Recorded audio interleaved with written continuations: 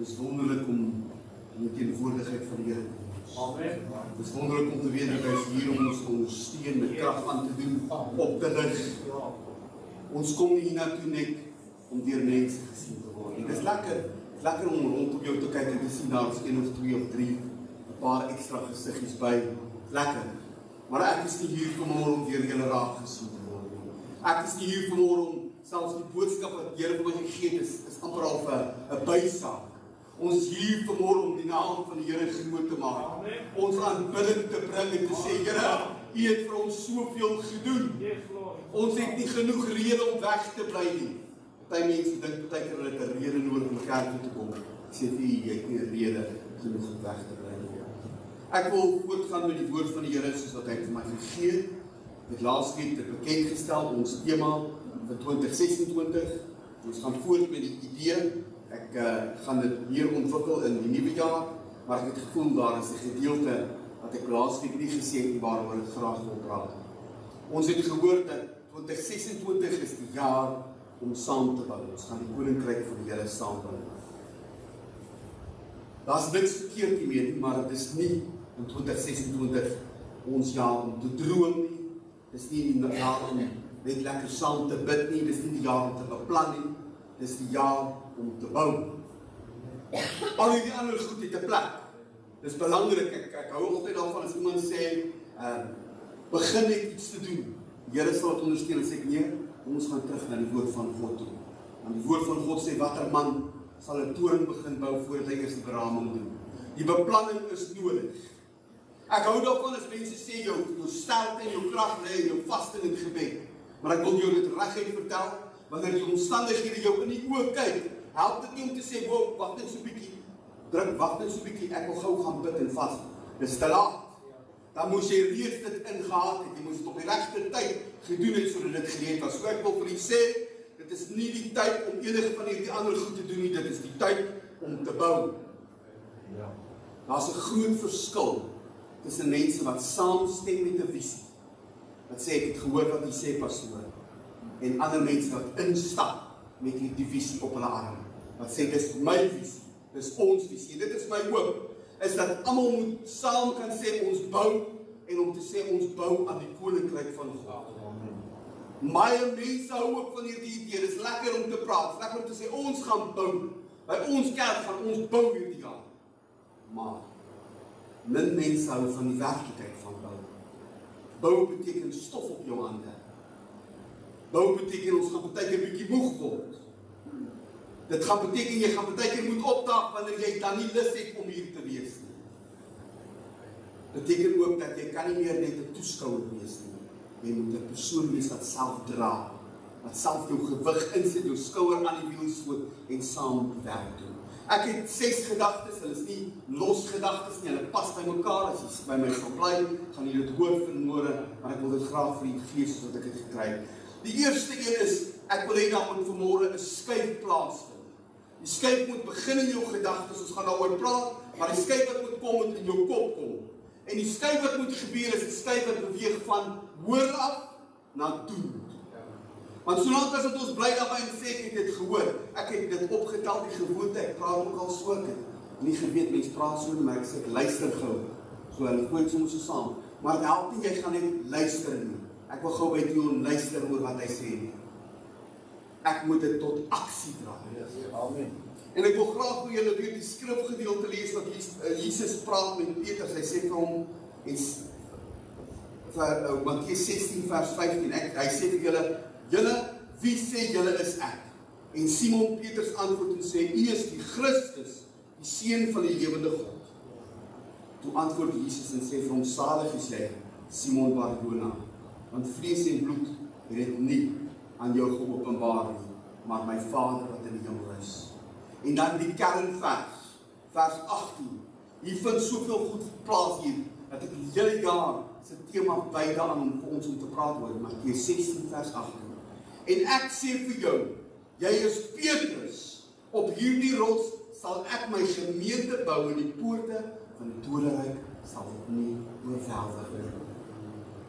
Wat 'n wonderlike woorde. Maar daar vind iets plaas. Die eerste ding wat gebeur hier is Petrus word gebore. Want as jy die skrif voor dit lees, weet jy met wie hy praat. Hy praat met Simon Bar-Jona. Hy praat met Simon, die seun van Jona.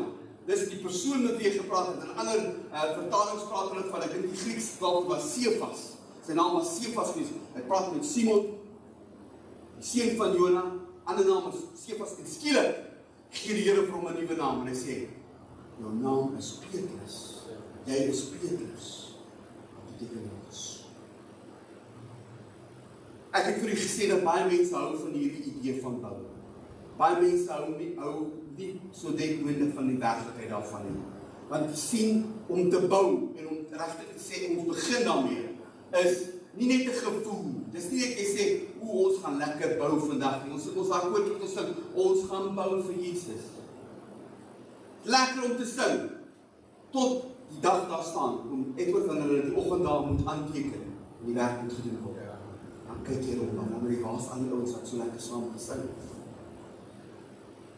Ek voel die jaar wat voor ons is nie 'n jaar van kyk nie, dis nie 'n jaar van hoor of luister nie, dis 'n jaar van doen. Amen. En as jy die skrifgedeeltes geluister het wat ek gelees het laasweek en wat ek vanmôre weer gelees het, bou is 'n werkwoord.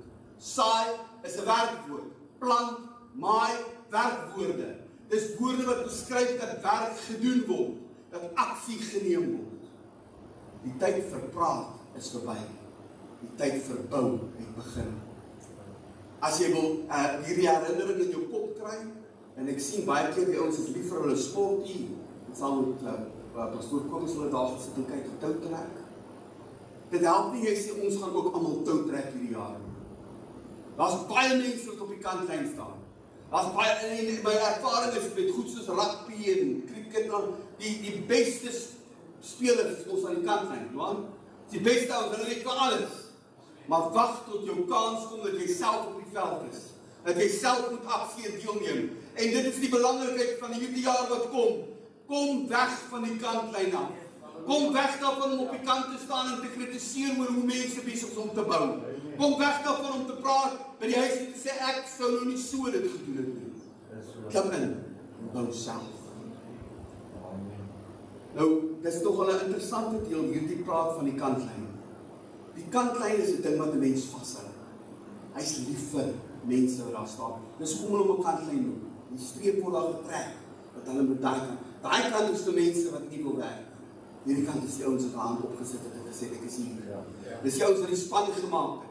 Dis die ouens wat die oefeninge ingesit het. Dis die ouens wat gekwalifiseer het. En vanmôre is my vraag vir jou, watter kant van die lyn staan jy? Hierdie kantlyn is 'n duidelike streep wat getrek is. Jy gaan die kantlyn moet los.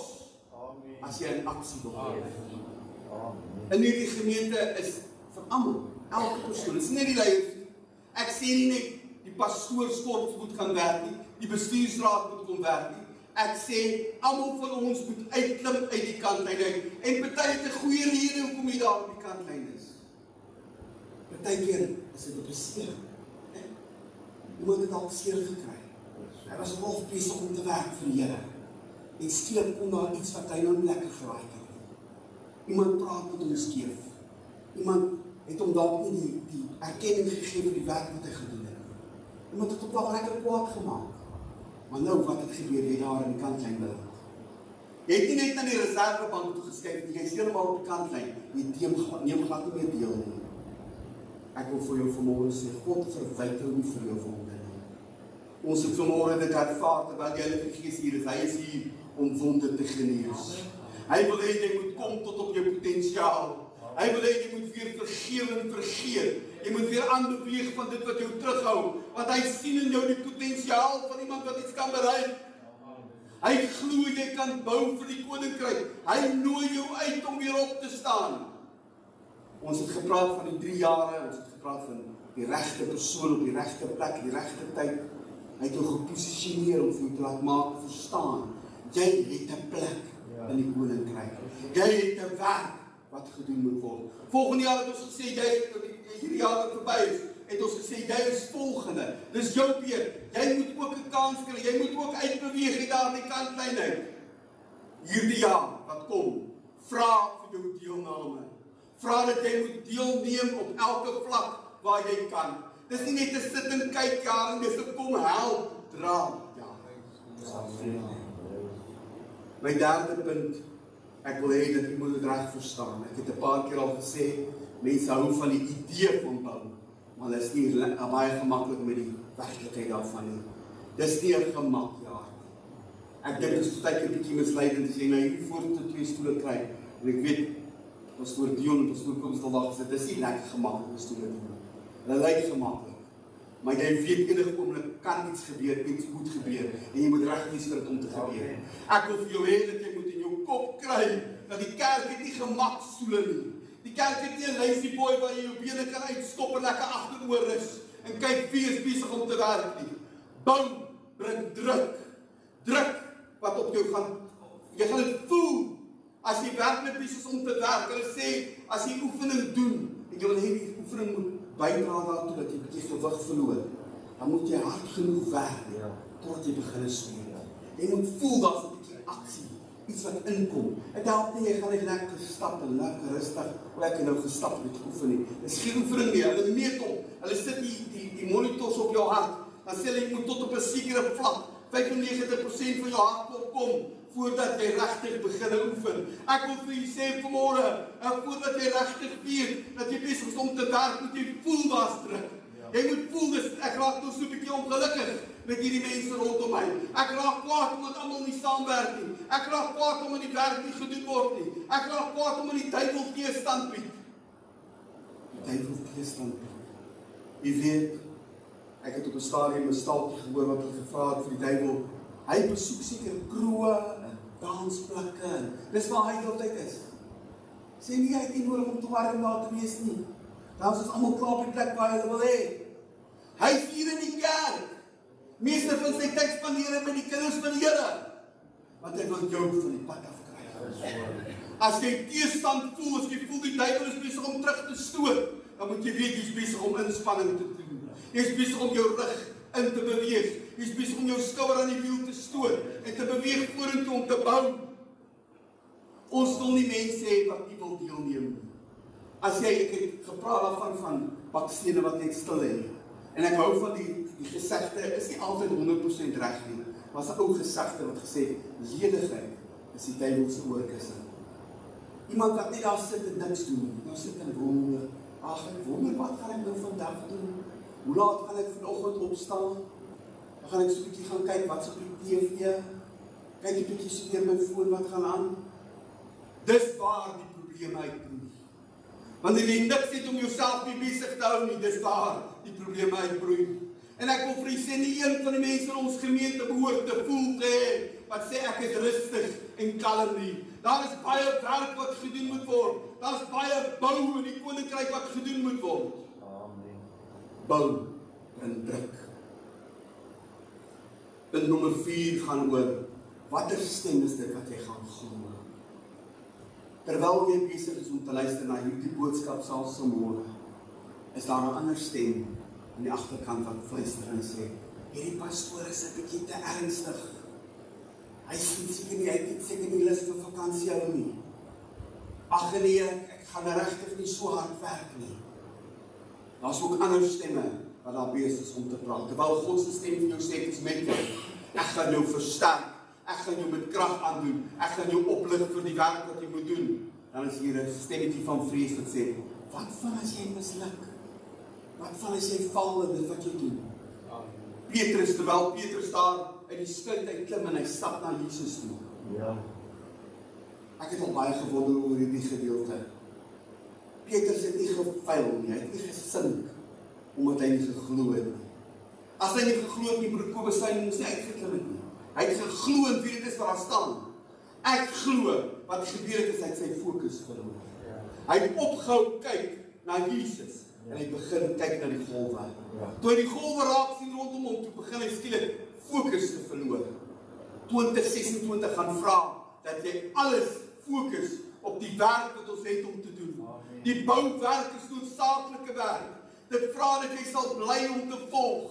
Bly luister en sê, ekskuus, ek was die laaste week daar en ek het nie gehoor nie. Waaroor het die boodskap gegaan? Wat het gebeur? Waar moet ons werk vandag? Wat is dit wat ons moet doen? Jy val wanneer jy jou fokus verloor. My 5de punt. Ek het gepraat van skuiwe wat moet plaasvind. Dit is noodsaaklik dat daar 'n skuif in ons hart plaasvind. In jou hart vorm. En die skuif wat ek graag wil hê moet gebeur is ons moet skuif vanaf verbruikers na bouers. Hoe lyk iemand wat 'n verbruiker is? Dis die customer in die winkel. Pastoor Kobus. As jy ou wat inkom en kom kyk jy daar, maar jy kry mos van 'n mens wat net window shopping doen. Hy kom kyk en hoef jy te sê, "O ja, ek kan daar by 'n ander winkel kan ek 'n beter ding koop." Maar dis die manier waarop hy werk. Hy verbruik dit wat daar is. En weet julle wat, ons het in die kerk ook mense wat verbruikers is. Hulle kom kerk toe en sê hulle net, ek wil kom kyk wat is daar by die kerk my vandag bied. Ek wil kyk wat is dit wat ek vandag kan kry. As jy hoor iemand wat sê, ek kry niks by die kerk nie. Die kerk is net heeltyd vra, en hulle wil net heeltyd hê jy moet gee. 'n Bouer vra, wat is dit wat ek kan gee? Wat is dit wat ek kan doen? Waar kan ek werk? 'n Verbruiker onttrek die oomblik as dit bietjie moeilik raak. As die druk so bietjie hoog raak, dan trek hy uit. Sê nee, dit is nie vir my nie. Ek dink ek sal 'n ander plek soek. Ek voel nie so gemaklik hier nie. Bouers bly selfs wanneer dit swaar raak. Ek wil nie vra 2026 is nie 'n shopping jaar. As jy wil shopping doen, ons praat online shopping. Ek slaag hier. Waar van volgende wat as ek jou van dit wat op die bladsy is, ek gaan net 'n ander bladsy toe. Ons moenie so maak as dit by die kerk kom nie. Ons moenie so maak as dit by godsdienst kom nie. Ons moet deelneem. Ons moet sê dit is my plek hier. Dis waar ek my gewig in wil sit. Amen. My 6de punt is ek wil hê jy moet so 'n bietjie jou horison regstel. Ja. Dis belangrik om te weet wat is dit wat jy bou, as jy bou. As jy nie weet wat jy bou nie, enigiets kan uitkom aan die ander kant. Maar as jy weet jy bou vir 'n spesifieke doel, dan weet jy kom nader aan die doel. Jy weet jy kan jou sukses mee. En ek wil vanmôre vir jou sê, ons bou nie vir onsself nie. Dit lankal te laat, selfs as jy sê soos Pastoor Kobus of Broer Brendan wat sê ek bou vir my kinders, dit is klaar te laat om nog te bou vir jou kinders. Jou kinders is al reeds hier. Hulle is reeds in die kerk. Hulle is al reeds hier besig om deel te neem. Jy bou vir toekomstige geslagte. Jy bou vir hulle kinders en hulle kinders se kinders, is waarvoor ons besig is om te bou. Waarvoor ons besig is om dit neer te lê en te sê, God is nog die koning van ons hart. Hy is nog, ek is. Hy is nog die voorsiener, die wat kan gee vir ons wat ons nodig het. Jou gehoorsaamheid maak dit makliker vir ander. Jou standvastigheid word iemand anders se skuilplek. Die grootste bouwerk wat ons gaan doen. Ek wil hê julle moet dit mooi verstaan. Ek is nie besig om te praat van 'n saal nie. Ek is besig om te praat van die bou in die koninkryk. Ja. Die grootste koninkryk bou vind plaas buite die kerk. Wanneer jy daar by die deur uitloop, dan is jy besig om stene neer te lê in ander mense se lewens. Jesus het ons gewys, hy het die aarde toe gekom om gemaklik te raak. Ek dink in 3 jaar wat hy bedien het hy gewerk van oggend tot aand. Wanneer die disippels gelê slaap het, hy nie kom bybly nie, dan hy nog aangehou bid. Was hy aanhou met besig. Hy het gehoorsaam gebly. Hy het heeltyd gekyk vir 'n volgende oomblik om iets te doen. En ek wil vir julle ook dit sê, die grootste bouwerk gebeur ook daar, waar daar nie mense is wat hande klap nie. Dis nie 'n prysuitdeling nie. Daar's nie heeltyd mense wat sê, mooi so broer, mooi gedoen. Dit gebeur nie daar nie. Die groot bouwerk wat hartlike verskil maak, vind plaas waar niemand dit sien nie. My afsluiting vanmôre is 'n oproep. En ek wil u vra. Jesus het gesê, ek wil die skrif weer lees, hy sê, jy is Petrus, op hierdie rots sal ek my gemeente bou. In geval jy nie dit weet nie, Jesus sê, ek sal my gemeente bou. Hy is besig om te bou. My vraag vanmôre is, saam met wie bou Jesus? Laat jy hom alleen bou? Hy is steeds besig om te bou. Hy bou nie net met die slimstes of die sterkstes nie. Hy bou nie met hulle wat die meeste geld het nie. Hy bou nie met hulle wat vir almal wil hê, hulle moet weet dat dit is om te bou nie. Hy bou net met hulle wat sê, hier is ek.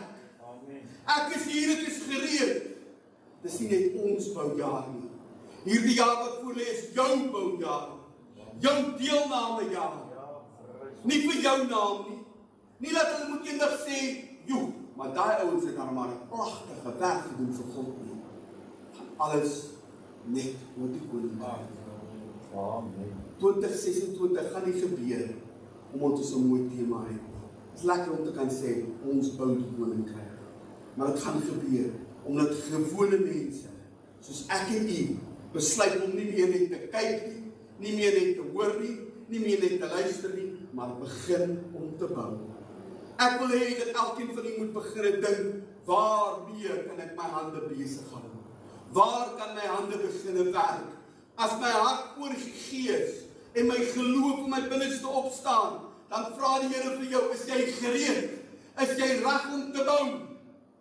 Is jy beskikbaar? Nie vir jou eer nie. Nie vir jou gemak nie. Net vir sy koninkryk. Die boodskap vir Jesus. Kom, laat ons gaan. Amen.